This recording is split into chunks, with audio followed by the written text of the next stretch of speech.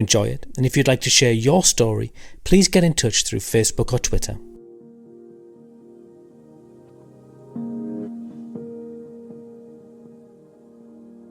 My name is Shama, and together with my husband Howard, over the last 8 years, we have adopted 4 children.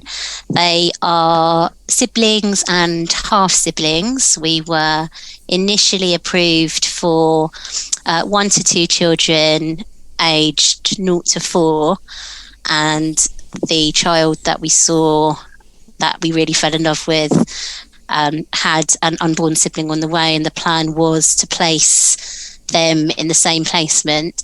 So we were approved, brought the first child home. Because the second one didn't have a placement order yet, we were then almost immediately reapproved and matched kind of within 5 months, which was a bit of a struggle because panel were saying, you've only had one child, 5 months, you haven't even got her adoption order yet. We're not sure about placing the second with you. So we managed to kind of drag ourselves through that panel, and our second lovely child was placed with us. And on her introductions, we found out that birth mother was pregnant again, and they looked at us and said, you are on introductions with your second, we've only just managed to get you don't think about it, please go home with your 2 children, settle them in, just concentrate on these 2 lovely girls that you have in front of you, and just try to put everything else out of your mind. And so we were getting on with things. Sort of a few months later, they contacted us to ask if we would like contact with the new baby, a beautiful little boy. We said yes, and we visited him in foster care a number of times. And we weren't supposed to. We were told numerous times not to fall in love with him, but we fell head over heels in love with him. And when we saw our daughters with the little boy that was to be our son, they just looked like they belonged together.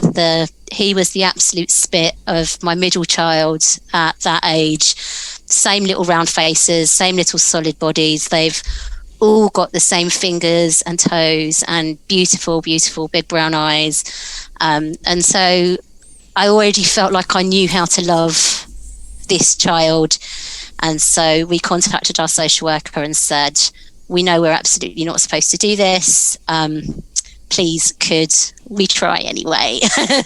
And so we did, and he came home, and then we had years and years of just kind of getting on with life, seeing where it took us, seeing how they all developed and how their different personalities emerged and different things came up at different times. And then out of the blue, one day when I think I was unloading Sainsbury's delivery from the car, a social worker phoned and said, I've got some news for you. And she let us know that our children's birth mother was with a different father and was pregnant again. And it was just a call letting us know because there were possible complications with the pregnancy. So she was just saying, we don't know what is going to happen, and we don't know if we're going to ask if you would be interested, but if he is born healthy, it is a strong possibility that we will come back to you and ask about him, which sent us into a bit of a spin, as you can imagine, because we weren't considering having another child. In fact, we were approved for 1 to 2. My husband had said maximum 2, and then okay, maximum 3. So when this fourth came along, he was very much like, well, this isn't in the plan. We've got to the stage where everybody's older and a little bit more independent, and we're in a different stage. Do we really want to go back to the baby stage? And everything in me was saying, yes, we do. We really, really, really do. And so when he was born and he was well, they gave us a little bit of time to kind of think it over, and we decided to go for it. It was quite different this time because obviously the last time we did it, it was all the old system. Now it's the new system of approval and matching, and everybody had kind of moved on since we'd done it, because we'd done our first 3 sets of approvals and matching panels with the same social worker. So this time it was a new social worker, new, just a whole new team around us, a new foster carer. So it was all kind of, and we just forgotten how it all went, because with the first three, it all happened in such quick succession that we've sort of like, oh yeah, we know this process. By the third one, we know what to do. Whereas this one, I was like, oh, I've forgotten all of this and what you're talking about and all the different things that you're filling in and trying to remember everywhere you've lived since you were 18, which when you've travelled quite a lot is quite tricky. But everything went well. Everything went very smoothly. He came home last year, not that long before Christmas. His adoption order was passed today, which is excellent. And we're very, very happy about this. And my husband assures me that this is it. We are four. And this is how we're going to be from now on. This is it. I mean, that's a remarkable whistle-stop tour through your sort of experience of coming to family life.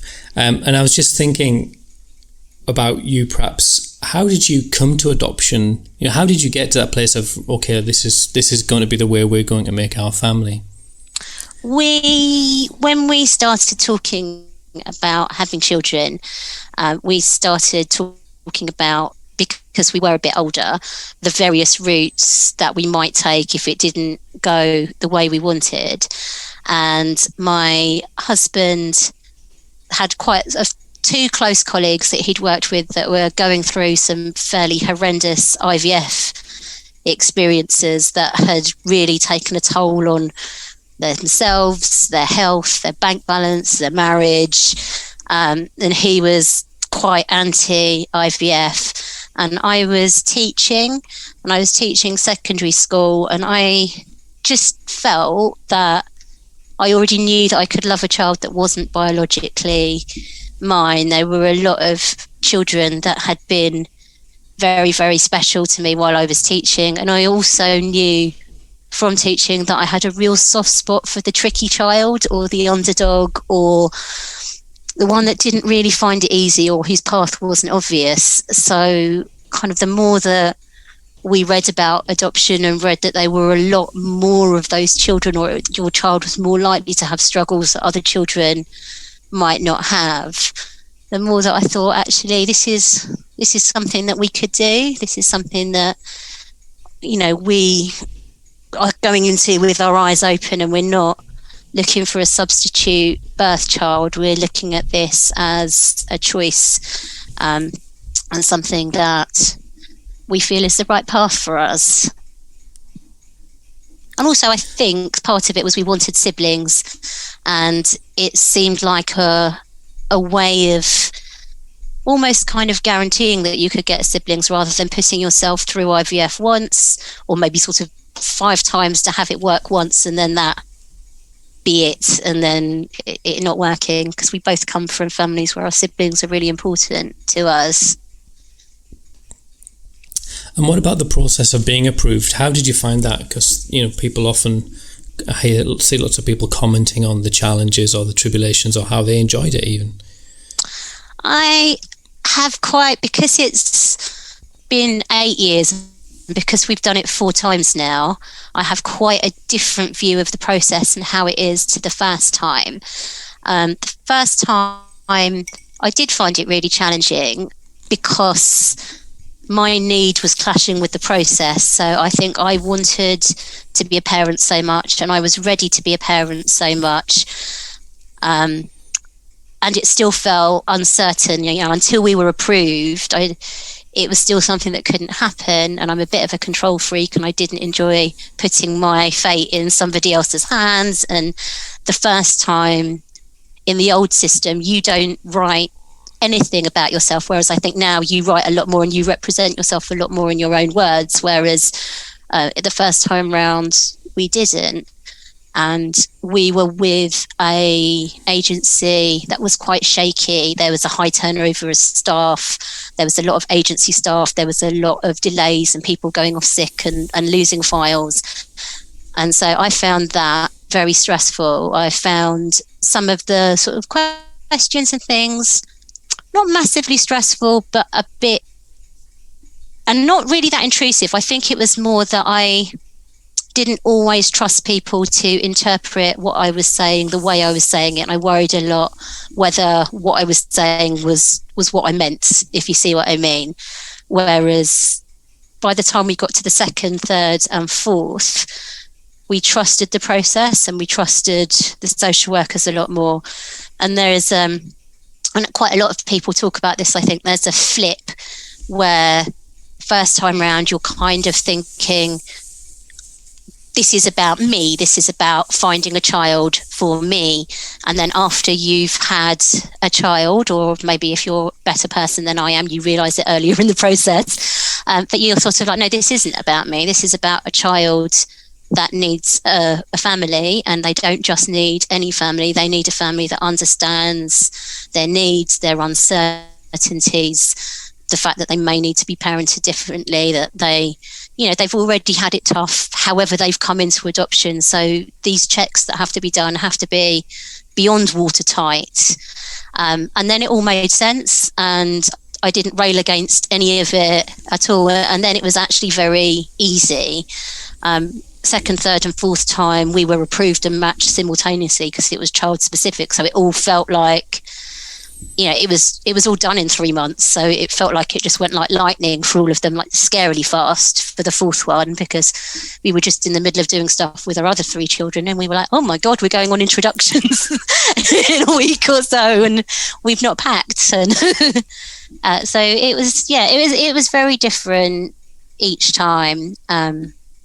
And kind of sometimes when I see a lot of prospective adopters worries, and saying like, why are they doing this? Why are they checking? Why are they talking to my ex-partner? You just say, oh, I remember that, but you'll get it at some point, and you'll get why they have to ask that. So, I mean, it sounds like you've obviously, talking to you, it sounds like you, once you got on that conveyor belt, it's pretty much just, it whisked you along, especially the first 3 children.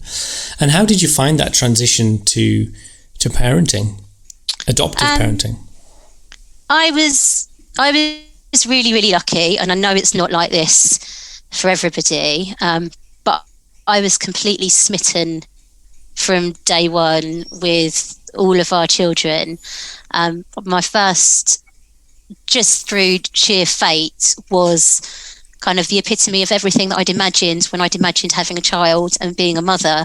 Like, she looked like the child that I'd imagined, and she was, sort of looking back, maybe too compliant and so on. But as a first-time adopter, client is quite useful while you're working out how to become a parent. It's easier than explosive and and cross and terrified and stuff. So I had this very beautiful, very lovely little girl, and my husband was very lucky, and he had 3 months leave, so we had 3 months off together, 2 of us, to work out how to parent this one lovely little girl. And it makes us laugh now that there were 2 of us basically chasing her around like she was a piece of china, being like, oh, you can't fall over. And, now we've got 4, and like, where's one? Oh, I think he's climbed in the washing machine or something. And it's quite different as to how precious you are with them. So looking back, obviously we hadn't fully settled into having one before the next one came along. And with hindsight, I can see why they say you wouldn't normally adopt within such a short time of having the first one. They had both been in foster care together, and we did keep up contact whilst we were waiting for number 2's placement order to come through. And that was quite nice in terms of a very natural way of keeping our first child in touch with her foster carer, because we were just seeing them monthly. We weren't stressing about it because we were so excited about seeing our other daughter. And it just felt very natural, and it created a very natural relationship between us and a very natural place in their life for this foster carer as they became kind of an aunt, because they did go back to the house that they'd grown up in, and they did see foster care as extended family. And it it just kind of normalized it, which was nice. And then when my third little one came along, we had 3 under 3 for a little while, which is quite full on. And I just think because I wanted to be in that place, like I really wanted to be a mum, and I'd grown up as one of 4 myself with the exact same age gap as our children have, as it's turned out. So a certain level of chaos is my normal, I think, in terms of having that sort of, needing 8 pairs of hands at once. But it was lovely. It was all encompassing. It was very busy. There wasn't a lot of sleep, but there was a lot of cuddles and a lot of giggles, and little people, little problems. The kind of the worst that you're dealing with when they're teeny tiny is that they're poorly for a couple of nights. It's more straightforward maybe than you realise at the time, I think. So thinking about parenting as an adopter, do you think that there's different elements that you've had to, or different perspectives, different things that you do as an adoptive parent that you don't necessarily do as a standard normal parent, whatever that is?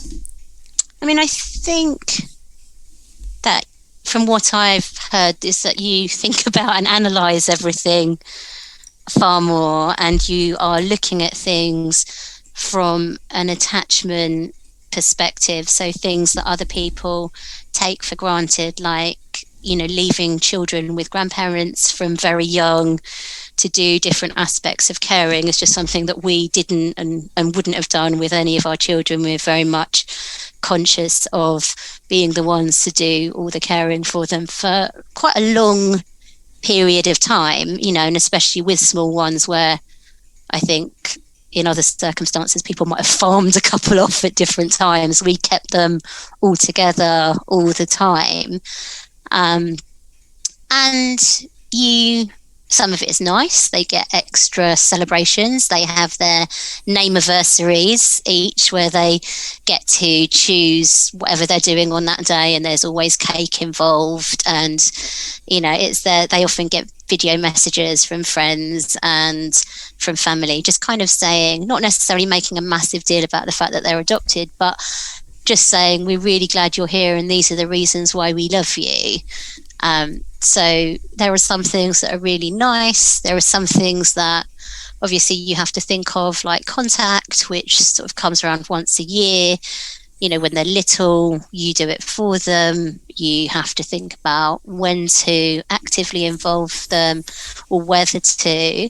And there's life story work. And then I know for me, I look at most things that come up with them through the lens of adoption and attachment, and I think, are you reacting to this because of you have a higher level of anxiety linked to early childhood trauma, or is this just a situation that any kind of 7-year-old would find stressful? There's a lot of overthinking that goes on, but yeah, there are, for us, our 2 oldest children are fairly happy and mainstream, and they kind of tick along.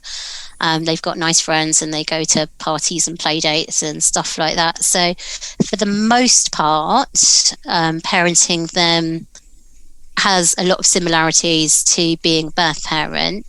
My third child has ASD and a range of learning difficulties, and so that we have to parent him quite differently and think about situations in a way that we wouldn't maybe with that we wouldn't with a neurotypical birth child. So some of it is, you don't know how much of it is trauma, you don't know how much of it is attachment, you don't know how much of it are his needs, but you do know that you have to think about things in a different way, and to be quite careful to make sure that he can manage things and feel safe and happy and enjoy himself. You've got a really broad experience, and you've you've got 4 children, so that's full on. Thinking about adoption generally, I mean, have your views on adoption changed since you sort of set out on this journey? Yeah, I think so. I mean, I think that almost kind of no matter what you read, and I was coming into this, I was a secondary school teacher. I was also kind of 3 years into training as a child psychotherapist. I did all the adoption training. There was still a little bit of me that kind of thought that almost the adoption holy grail was the problem-free child. There was a lot of talk with social workers early on about, if they're removed very early, if there's no alcohol or drugs involved, there's the myth that drug use is less effective than alcohol use during pregnancies. I still kind of believed that if you just had the child and you gave them a fairly normal upbringing with lots of love, that would probably be enough. And obviously, kind of where we are now, I think actually you have to think about it a lot more carefully than that. There are lots of strands that you're pulling together. There's a lot of unknowns. There's a lot of uncertainty. But what I've learned the most is that it's like the societal view of atypical children is completely wrong, because the societal view of children with different issues is that they are problems, and they're not problems to be solved. They are people who have so much to offer the world. Like, they are amazing, they are funny, they are warm, they are loving, they are kind. They just need people to be a little bit more empathetic and a little bit more thoughtful about how they include them in this world. So I think, my views on kind of ableism and abilities are probably the things that have changed most during adoption.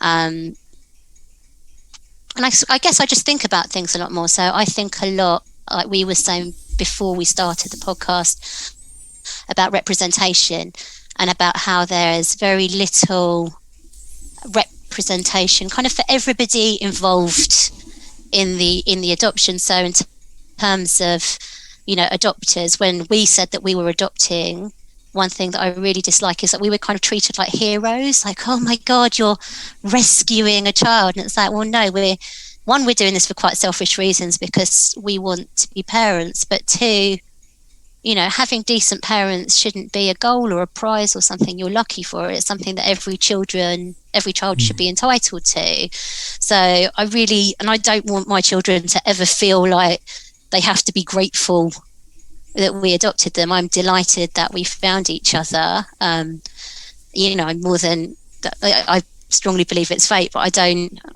think that they should feel lucky that they got to come to us. Yeah, so I mean that's quite a challenge, isn't it? Sort of countering popular ideas or myths and sort of that cultural elevation of the adoption process, because actually when you get closer it's not that, is it? No, and also there's still a very almost kind of Victorian view of what adoption is. A lot of people thought that I was going to be adopting somebody whose sort of teenage Catholic had got into trouble and who's, a nice middle class girl whose parents had spirited her away and kind of put the baby up, and you're like, that's not the reality of modern day adoption.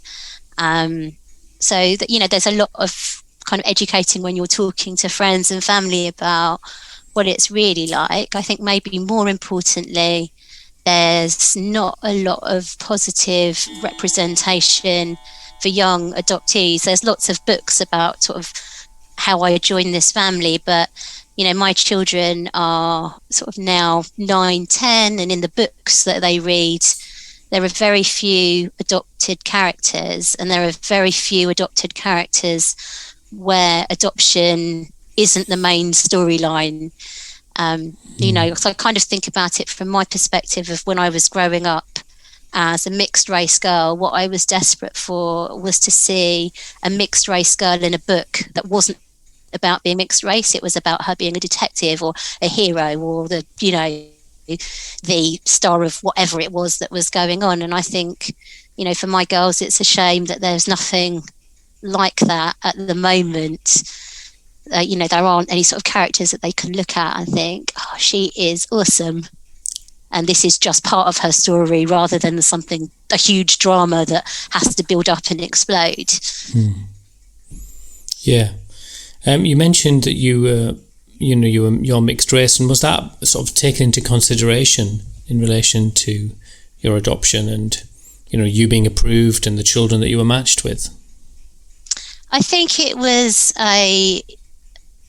very much seen as a plus, because I think 8 years ago and still now, there are a lot of children from mixed ethnicities specifically that they're finding hard to place, because they don't have the right mix, and everyone's thinking, well, should we mix you with your exact match? Shall we try and get the closest? Can we, I don't quite know how their thinking is the ideal way of matching.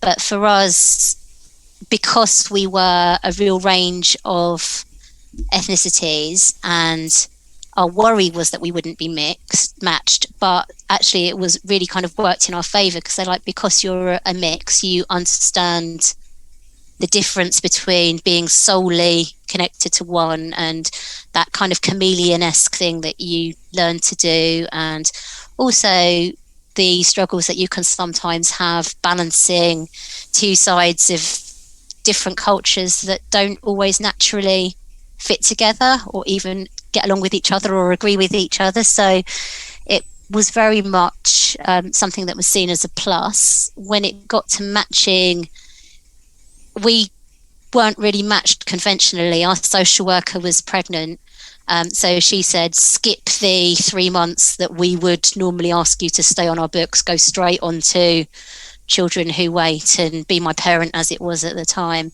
And we saw our daughter the following week after being approved, so it was quite quick. But we did sort of express interest in sort of 2 or 3 profiles of sibling groups that were mixed race, and we did hear back almost instantly from all of them. So at that time it was something that was very much in demand and kind of worked in our favour.